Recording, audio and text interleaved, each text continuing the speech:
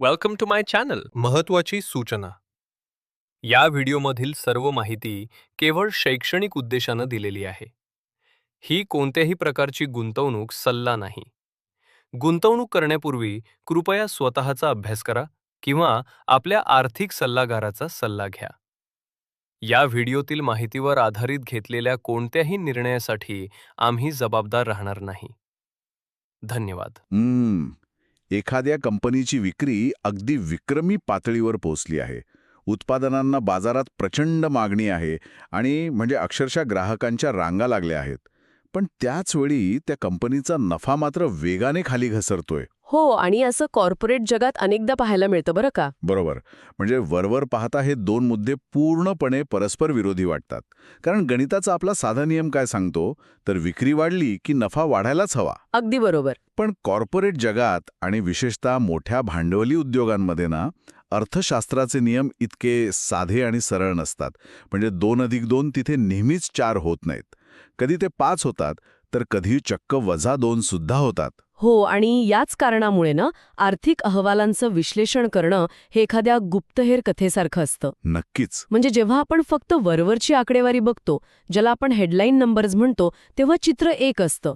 पण जेव्हा आपण त्या आकड्यांच्या आत शिरून पाहतो, बॅलन्स शीटची पानी उलटतो. हो, बॅलन्स शीट पाहतो आणि कंपनीच्या व्यवस्थापनाला नेमके काय म्हणायचे आहे हे समजून घेतो, तेव्हा खरी कथा उलगडते.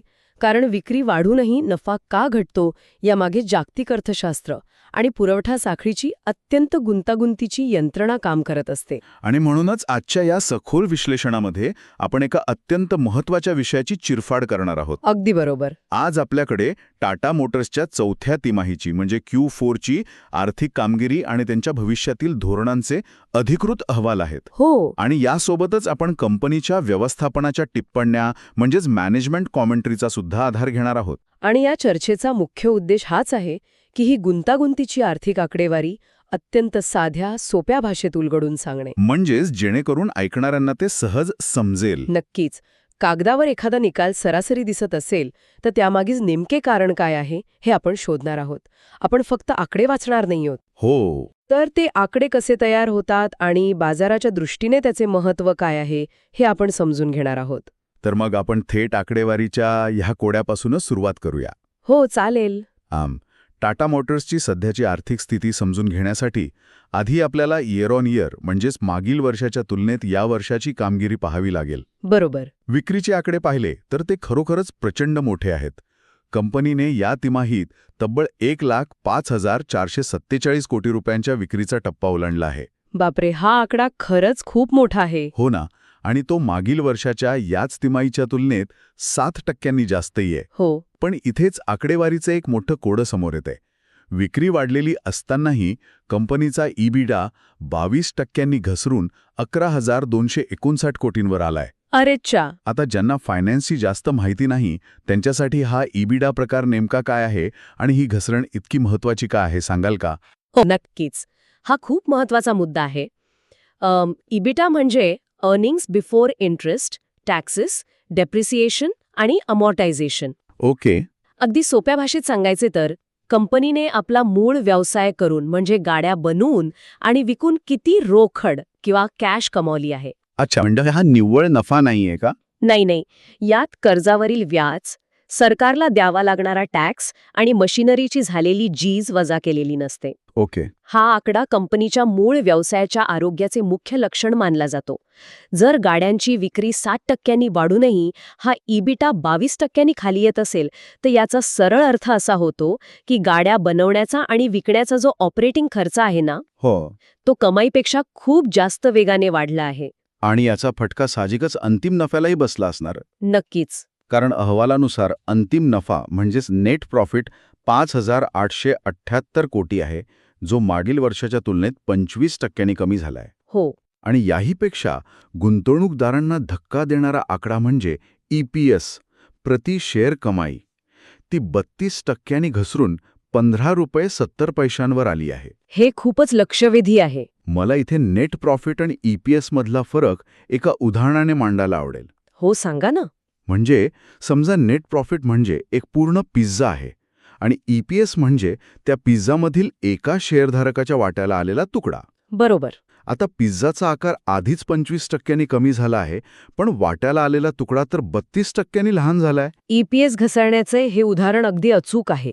जेव्हा कंपनीच्या खर्चाचा ताण वाढतो तेव्हा त्याचे थेट पडसाद गुंतवणूकदारांच्या हातात पडणाऱ्या मूल्यावर दिसतात. हो, आणि या वाढलेल्या खर्चाच्या संकल्पनेवर मला अजून एक साधं उदाहरण द्यायचंय. हे एका वडापावच्या गाडीसारखं वाटतंय. वडापावची गाडी कसं काय? म्हणजे समजा एका वडापावच्या गाडीवर रोज आधीपेक्षा दुप्पट वडापाव विकले जात आहेत. म्हणजे विक्री दुप्पट झाली, गल्ल्यात येणारे पैसे दुप्पट झाले. बरोबर. पण दुसरीकडे बटाटे, तेल आणि गॅस सिलेंडरचे भाव इतके कडाडले आहेत की संध्याकाळी तो गाडीवाला जेव्हा घरी पैसे घेऊन जातो तेव्हा ती निव्वळ कमाई मागच्या वर्षापेक्षा कमीच असते. गाडीवर ग्राहकांची गर्दी दिसते, पण खिशात पैसा कमी उरतो. हो, हे वडापावच्या गाडीला नक्कीच लागू पडतं. पण ऑटोमोबाईल क्षेत्रात परिस्थिती याहूनही कैक पटींनी गुंतागुंतीची असते बरं का. म्हणजे कसं? वडापाववाला दुसऱ्या दिवशी कमी बटाटे आणू शकतो किंवा तेलाचा वापर थोडा कमी करू शकतो. हो, ते आहे. पण कार उत्पादक कंपनीला असे रातोरात बदल करता येत नाहीत. त्यांना सुटे भाग, स्टील, सेमीकंडक्टर चिप्स यासाठी जगभरातील सप्लायरसोबत कित्येक वर्षे चालणारे करार करावे लागतात. अच्छा, म्हणजे ते फिक्स्ड असतात. हो, हे करार सहजासहजी बदलता येत नाहीत. त्यामुळे जेव्हा जागतिक पातळीवर कच्च्या मालाचे दर वाढतात किंवा सप्लाय चेनमध्ये अडथळे येतात, तेव्हा तो वाढलेला खर्च कंपनीला स्वतःच्या खिशातून सहन करावा लागतो. हा मुद्दा अत्यंत महत्त्वाचा आहे की कारखान्याचे करार लवचिक नसतात. पण आपण आत्तापर्यंत फक्त एकाच बाजूने विचार करत आहोत, ती म्हणजे इयर ऑन इयर घसरण. हो. पण याच अहवालात एक दुसरी आकडेवारी आहे जी खरोखर थक्क करणारी आहे. कोणती? जर आपण याला क्वार्टर ऑन क्वार्टर म्हणजे QOQ किंवा मागील तिमाहीच्या तुलनेत पाहिलं तर चित्र पूर्णपणे उलट दिसतंय. अच्छा. डिसेंबर 2025च्या तिमाहीत टाटा मोटर्सला 3,483 कोटींचा प्रचंड मोठा तोटा झाला होता. बापरे. हो, आणि त्यांचा EPS -9.47 होता. हो. पण आता मार्च 2026मध्ये त्यांनी 5,878 कोटींचा निव्वळ नफा कमावला आहे. अरे वा. -3,400 कोटींवरून थेट 5,500 कोटींचा नफा. एका तिमाहीत इतका मोठा बदल कसा काय शक्य झाला? यालाच कॉर्पोरेट परिभाषेत एक अतिशय आक्रमक टर्न अराउंड म्हणतात. ओके. डिसेंबरच्या तिमाहीत जागतिक पुरवठा साखळी खूप विस्कळीत झाली होती. विशेषतः सेमीकंडक्टर चिप्सचा तुटवडा आणि युरोपमधील आर्थिक मंदीमुळे JLR म्हणजे जॅग्वार लँड रोव्हरच्या उत्पादनाला मोठा फटका बसला होता. अच्छा, म्हणून तो तोटा होता. बरोबर. पण मार्च तिमाहीत व्यवस्थापनाने पुरवठा साखळीतील अडथळे दूर केले. जेव्हा फॅक्टरीतून गाड्या बाहेर पडण्याचा वेग वाढतो तेव्हा विक्रीचा आकडा 70,108 कोटींवरून थेट 1,05,000 कोटींवर झेपावतो. म्हणजे गाडी रुळावर आली. हो, हा आकडा दाखवून देतो की कंपनीकडे उत्पादनांची मागणी आहे.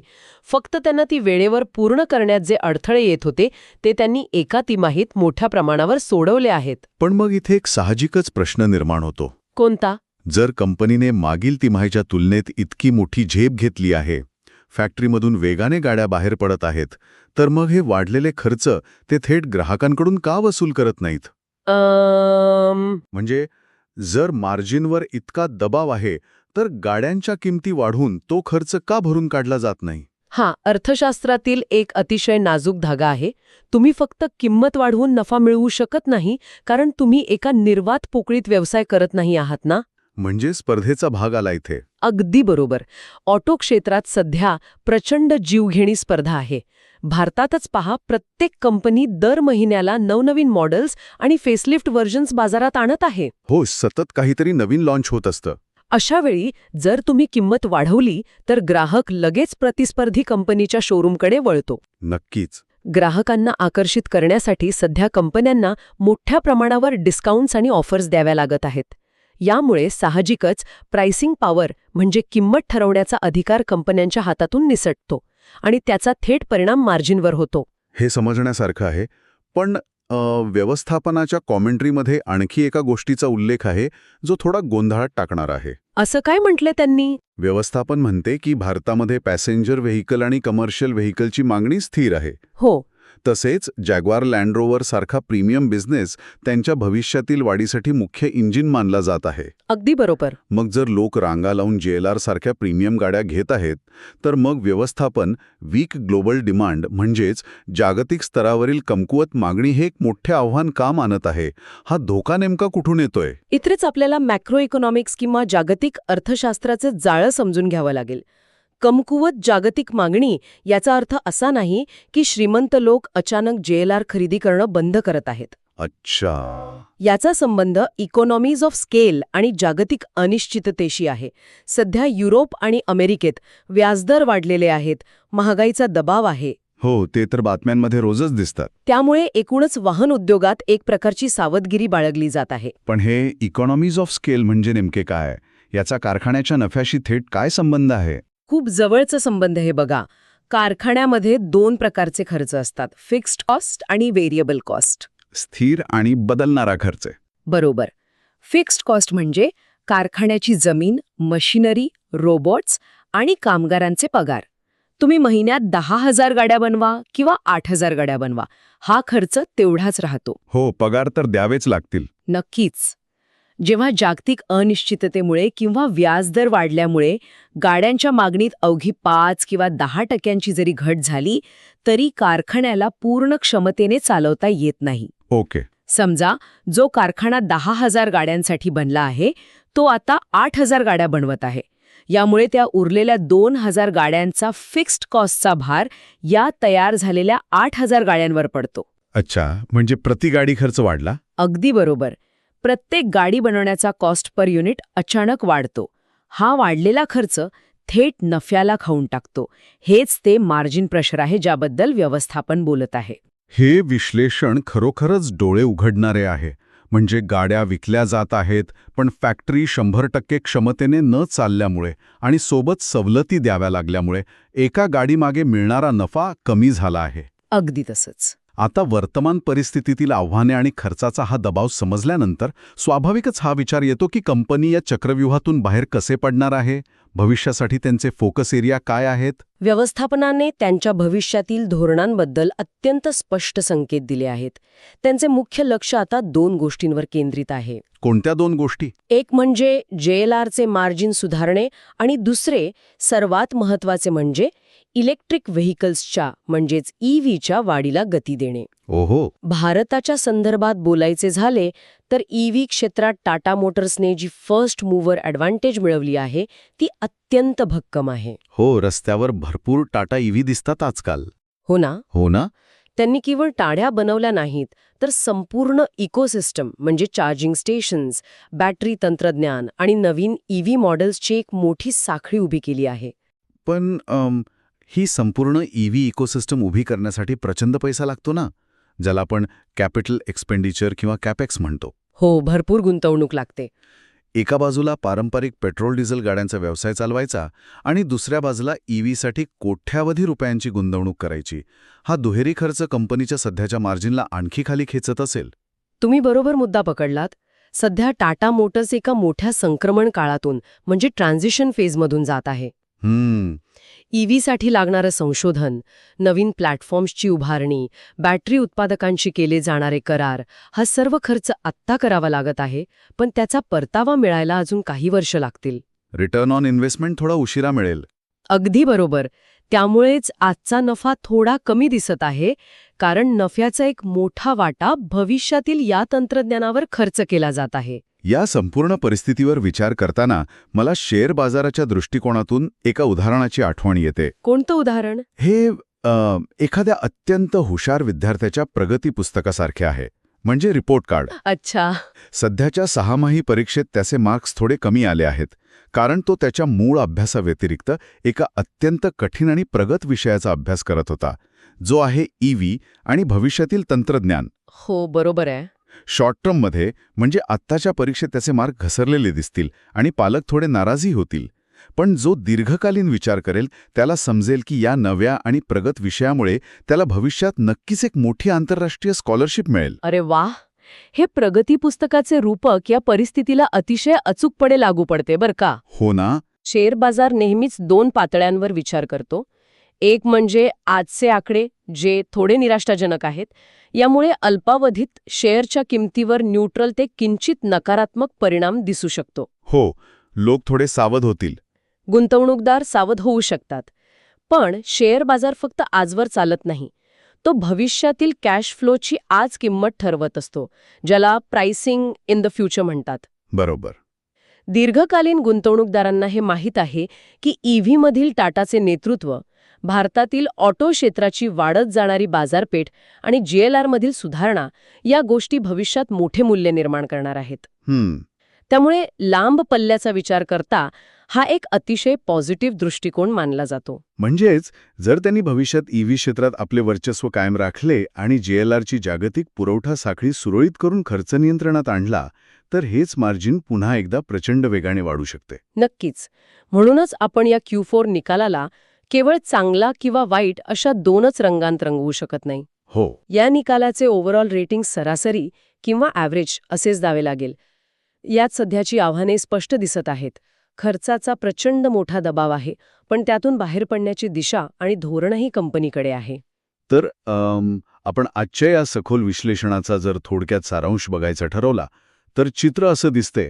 कंपनीचा टॉप लाईन म्हणजे विक्री जबरदस्त वाढली आहे, पण बॉटम लाईन म्हणजे नफा आणि EPS घसरला आहे. बरोबर.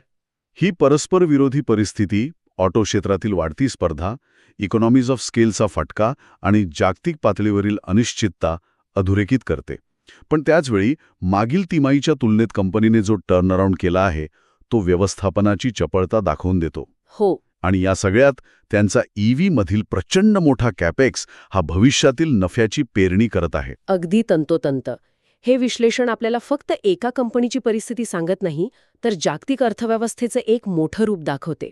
हो, खरंच. जिथे मागणी असली तरी पुरवठा साखळी आणि खर्चाचे गणित जुळवणं हे जागतिक कंपन्यांसाठी किती तारेवरची कसरत बनली आहे, हे यातून सिद्ध होते. पण ही सखोल चर्चा संपवण्याआधी मला ऐकणाऱ्यांसाठी एक नवा आणि थोडा वेगळ्या धाटणीचा मुद्दा इथे मांडायचा आहे, ज्यावर नक्कीच विचार व्हायला हवा. कोणता मुद्दा? आपण पाहिले की टाटा मोटर्सने EV क्षेत्रात स्वतःला सिद्ध करण्यासाठी प्रचंड मोठी गुंतवणूक केली आहे. त्यांनी लिथियम आयॉन बॅटरी तंत्रज्ञान, चार्जिंग नेटवर्क आणि नवीन फॅक्टरीजसाठी हजारो कोटी रुपये लावले आहेत. हो, खूप मोठी यंत्रणा आहे ती. हां, त्यांच्या भविष्यातील वाढीचा मुख्य आधारस्तंभ आहे. पण तंत्रज्ञानाचा इतिहास आपल्याला सांगतो की तिथे कधीही काहीही शाश्वत नसते. तंत्रज्ञानाचा वेग कधीही संपूर्ण चित्र बदलू शकतो. नक्कीच. विचार करा, जर उद्या बॅटरी तंत्रज्ञानात अचानक एखादा मोठा आणि अनपेक्षित बदल झाला, ज्याला आपण पॅराडाईम शिफ्ट म्हणतो. म्हणजे दुसरं एखादं नवं तंत्रज्ञान आलं तर? हो, समजा सॉलिड स्टेट बॅटरी किंवा हायड्रोजन फ्युएल सेल तंत्रज्ञान अचानक खूप स्वस्त, सुरक्षित आणि जास्त कार्यक्षम बनले, तर सध्या टाटाने पारंपरिक लिथियम आयन EVसाठी उभारलेली ही प्रचंड मोठी यंत्रणा त्यांच्यासाठी एक भक्कम पाया ठरेल की जुन्या तंत्रज्ञानाचं एक मोठं ओझे बनेल. बापरे, हा खरोखरच एक अस्वस्थ करणारा पण भविष्याच्या दृष्टीने अत्यंत महत्वाचा प्रश्न आहे. हो ना. ऑटोमोबाईल उद्योग आता केवळ गाड्या बनवण्याचा राहिला नसून तो एक टेक्नॉलॉजी उद्योग बनला आहे. आणि तंत्रज्ञान कोणासाठी थांबत नाही. जो वेळेनुसार स्वतःला बदलेल तोच या स्पर्धेत टिकेल. आणि याच विचाराशी आपण आजची चर्चा जोडतो. व्यवसाय हा फक्त आजच्या आकडेवारीवर चालत नाही, तर उद्याच्या अनिश्चिततेवर मात करण्याच्या क्षमतेवर चालतो. अगदी बरोबर. केवळ विक्री वाढून चालत नाही, तर बदलत्या काळात तो नफा कसा टिकवायचा, हेच खऱ्या अर्थाने व्यवस्थापनाचं कौशल्य असते. याच एका विचार करायला लावणाऱ्या प्रश्नासोबत आजचं हे सखोल विश्लेषण आपण इथेच थांबूया. व्हिडिओ आवडला असेल तर लाईक करा आणि अशाच युजफुल व्हिडिओसाठी चॅनलला सबस्क्राईब करायला विसरू नका.